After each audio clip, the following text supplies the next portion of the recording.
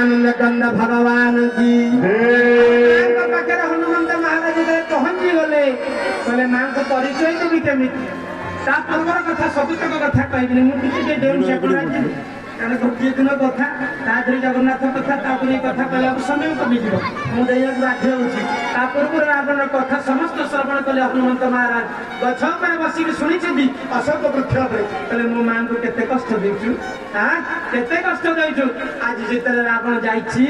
मां मोर जेतले दुख प्रकाश करूछंती विरह जंत्रे मां मोर जेतले छटपट होउछंती आ अशोक वन पत्र को चाहि के रहउछंती कहले हे पत्र हे वृक्ष तने पाप कले कहले कोन पाप कले तने जेते हनुमंत महाराज जांब माने कहिले तळे पके देले प्रभु नाम निंदा हबे कहिले की कहले हां कहले एठे केमिति पके देले मुद्रिका को तळे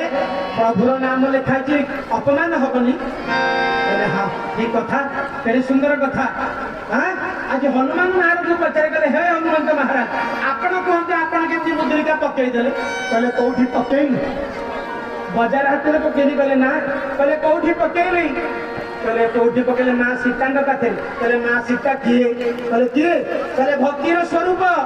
कहले भक्ति पाखरे भगवान पाखरे भक्त पाखरे जेते भगवान का नाम पड़िबो भगवान का नाम फल स्वरूप पड़िबो कहले से भक्ति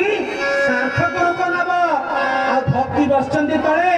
भगवान राम नाम को जेते तळे पके देले भगवती मां मुद्रिका को जेते देखि दे कहले मुद्रिका कहले मुद्रिका तो मु पूर्व चिन्हिछि कहले किए से जेते परिचय हनुमंत महाराज तळे बोलले हां मां का पाखे जेते परिचित बाबा को जाइले गोटे गाड़ी कहले कहले मु केमिति प्रमाण पाइबी कहले मां गोटे कथा कहले कहले राम दूत में मां तू जानो की सत्य सत्य करो नाली श्री राम जय राम